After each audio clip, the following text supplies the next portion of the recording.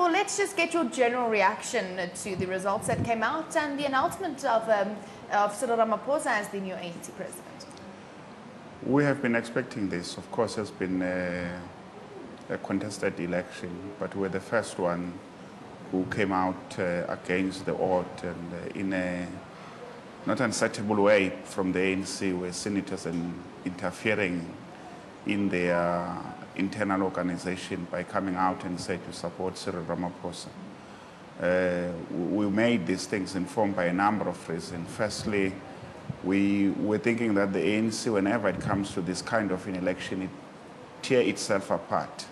And to avoid that happening in future, they should endorse the tradition that whoever becomes the deputy president should be the president when the incumbent president is no longer eligible.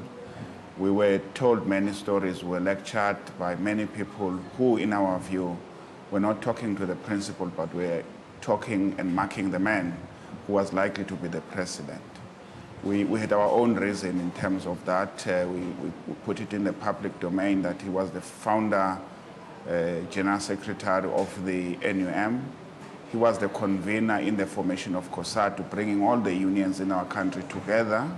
He went to be the, you can say, the re-establishment of the ANC structures in the country in 1991. He went to business. I think he performed well. He came back in terms of those things. And one of the issues that we're talking about, we needed somebody who can stand firm on corruption and says corruption is not good. Corruption anyway is a problem everywhere. And take that particular stand and says those who are involved in corruption must be arrested, must be prosecuted, and money must be recovered in terms of those things. We haven't had any other ANC leaders that stand firm in terms of those corruption. That gave us hope. So when the delegates decided, because we're not voting delegates on these issues, so we make our call, we appeal to the delegates and to the branches, and in our view, many people appreciate what we're saying. But not only the delegates, I mean, even if we have put these views to the general South Africans, I think we'll have got support that he is the man that must lead in terms of the principle that we observe in dealing with those issues. We also said this is not going to be a blank check. We will not raise some of the issues before, but once he has been elected, we'll seek audience with him and say, this is our problem.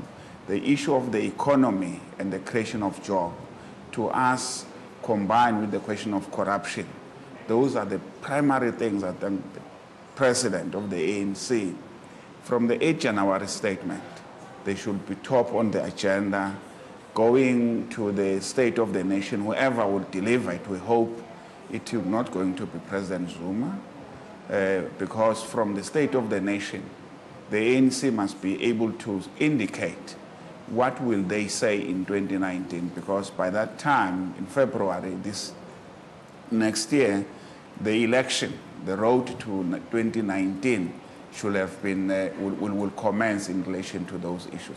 So we can congratulate the ANC that they have now gone up to so far. There were fears and doubt whether this conference will continue.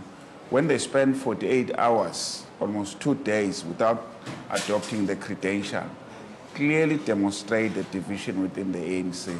But it also highlighted the organizational coherence that you can spend 2 days just to accredit about 4,000 delegates. We think it's a clear indication that this is a movement in trouble.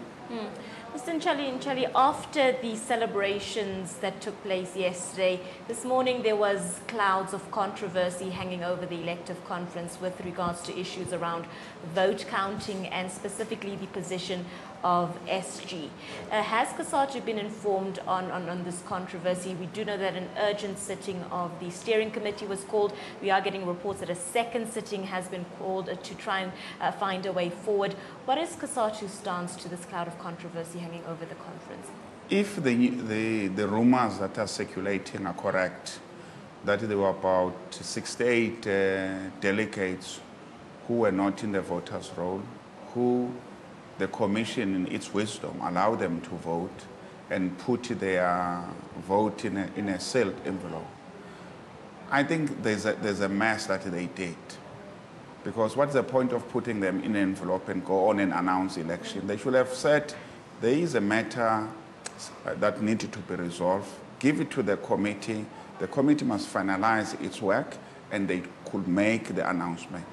Or at least they could have informed the plenary that there's still a matter of about 68 votes that are pending. I think in the wisdom of any person in the plenary will say, wait, don't tell us the result that our half-cook is going to create problem. There's something really that is worrying for us. Is it this election commission, the people who are dealing with those issues? And I think it's going to cause some problems, if that is true in terms of this allegation. They've been meeting since this morning. There are rumors that they will report at about 6.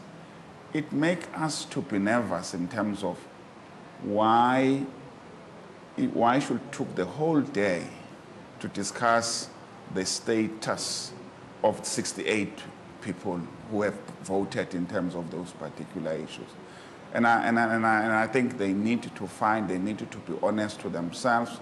This leadership that has been elected has to resolve those particular issues. But you can't run away from the constitutionality of the ANC and free and fair election. They have to do it and live with those particulars. So we hope that 6 o'clock, these matters will be resolved. And also there are some people saying that the challenging of the results, it's casting a bad shadow on the ANC's talk about unity at this conference. Just to give us your reaction as to that. Look, as Cosatu, whenever we talk about unity, we ask ourselves, is unity for what? Why we want to be united? It can't be unity at all costs. And in the process of going for unity, you compromise the values that you stand for, because such unity is not going to hold. If you just bring people together to be seen to be not united, the only arbiter in terms of unity is the vote of the delegate, is the will of the branches that they represent, and nothing less and nothing more in relation to those particular issues.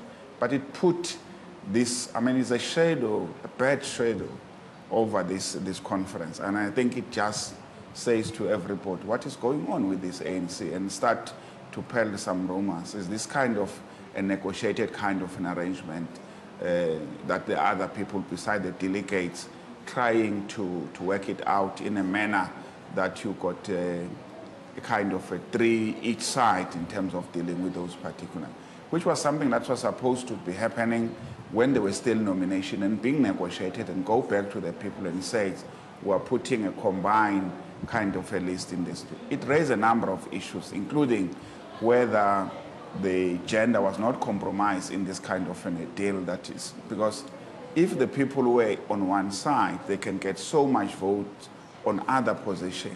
Why on other position if people were consistent not to get the same numbers?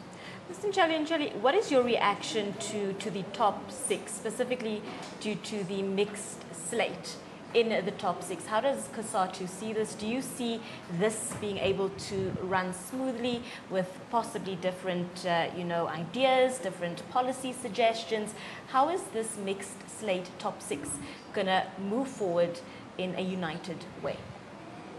Lucas, they should be guided by the resolution that we are taking up here. That's the only guarantee. It's not going to be personal in terms of I was in a particular camp and all those things. We think when people came out of this conference, they have to look back and say, what is our mandate? And each and every leader elected should be dealing with those issues. But there's another body, which is the bodies of the NEC, which in our view, in the past leadership term, they have not been giving leadership. Instead of having the top 6 accountable to them, it was the other way around. It was a question of patronage, that if I say bad things, which is supposed to be their responsibility, they were paying patronage kind of stuff that I should stand up and say, I have to defend the president with my life, fully knowing that if the president had that good news, then the president will compensate me for doing those issues. Because Some of the people that were removed in the cabinet were the victim of standing up in the NEC and say this thing is wrong. So we hope that they will have learned that winning the leadership of the ANC is not a full package. They have to win the confidence of the people. Otherwise, they're going to be the leader of the ANC, but not leaders of government. Now, Cosatu has been quite vocal on the state capture issue, and let's say the challenges that they have in accordance to state capture. But when can we expect Cosatu to speak up about the corruption that we see in the corporate section? Because we haven't heard you being quite vocal about the corruption happening in the corporate section as much as state capture. No, I think you have not been listening to us in terms of the state capture. We're the first one when the Competition Commission talks about the collusion, the cartel and all those things, and we said to government, one of the reasons the business continue doing this thing is because of the penalty, the 10% that is given to people. In fact, big business is budgeted for this 10%. They do it and say, I'm going to do the collusion, and they use a nice word which the media seems to be promoting and says, no, if it's irregularities, if it's a collusion, it sounds softer than corruption. But the language of workers is corruption. Corruption is everywhere. That's why we said corruption, whether it's in a trade union, whether it's in the church, everywhere, people must stand up and say corruption is bad in dealing with those particular issues. But we went further and said even the corruption in the state enterprise got an element of private sector. It's not just the public sector or government doing corruption among government officials. In every corruption you look at it. You look corruption in ESCOM, there is a private sector. You look to corruption in the SAA, there is a private sector. You look corruption in the banks, there is a private sector. So corruption is corruption everywhere. It doesn't matter who's doing it. They must be arrested. They must be put in jail. Money loss must be recovered. So Cosatu stand firm on the issues of corruption. Just analyzing that topic a little bit closer.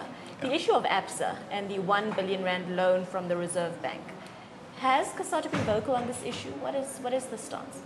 We said there must be investigation because the explanation given on the different things from the Reserve Bank, it just says to us, it smells corruption.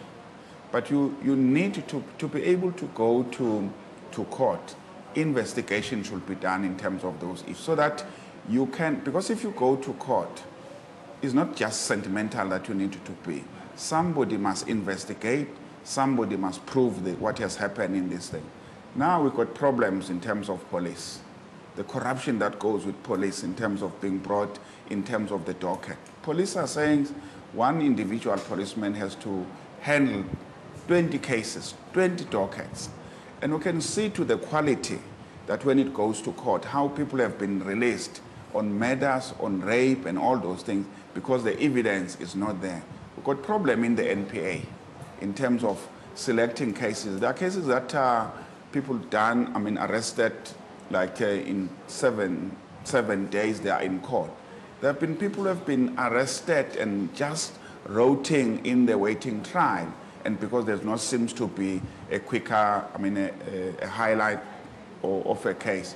We said, why then they don't put a special unit as they did when there was a 2010 World Cup? People who are arrested today, within 3 days they were appearing in court because we're looking to satisfy the international community in terms of how we deal with those particular cases. But our view, whether it's the issues of the ABSA, they must be investigated, and if people, information should be proven, and then they should be brought to book. But when you get different interpretation from the Reserve Bank, which is the one that gave the money, from other people, from the public protectors, the community get confused in terms of what are the real facts in terms of these issues. Well, let's come back to the conference a little bit more and take a deeper focus on the results. Do you think there is a real danger that this conference can collapse if the results are not accepted? No, there's one, position that is being contested here in terms of the result is where the margins of difference are so small in dealing with those particular issues. That's why the committee dealing with this thing must be open, must be honest to itself. Because if it's not happened, it's not solved in terms of those issues, you run a risk of people who are dissatisfied going to court and say to court, can you solve this case? 68 people have voted. Their votes were not included in the counting of those things. It's highly likely the court will be asking why they're not dealing with those issues. And inadvertently, the court will then decide and say, open this envelope, let's look at the number of votes, and the court decide. If they do that, it will then say to the ANC, you are unable to resolve your internal problem, and people have to go to court. This road to the conference has been met by many court cases. And in all these court cases, and many of them, the court has been says, you are working against your own constitution, you don't respect your own constitution, and the court says, go back and sort this thing out. Listen, Charlie, with regards to this elective conference, ANC delegates keep saying and emphasizing unity. They keep emphasizing that the ANC needs to come out victorious after this elective conference. Other voices are saying that the ANC has disappointed women and they have disappointed the youth when looking at the top six. Cosatu's reaction. We can say the ANC should blame itself, because the people who are first complaining are the active role players in terms of those issues. The Women's League, for an example, in our view as outsiders, that they didn't support the principle of women fully. They supported Nkosazana Zuma in this particular way. And a few years down, in the 27, Nkosazana Zuma was in another slate. They did not vote for her in terms of those particular things. They went to Mangaung. There was silence on the question of women. The question people are asking, why now? What makes you to wake up in dealing with those issues? But even in doing that, they push for Nkosazana Zuma. That was their race card. Had they all voted as women in terms for the deputy president, I think maybe they could have done it a better way, because in our argument was that then who become the deputy president will be the president in future. But they didn't do that one. It's true that the conference has failed us in terms of women. Well, thank you so much. We are going to ask you just to wait for a few minutes. We have Ramaphosa speaking now and addressing the media. Let's just cut live to that.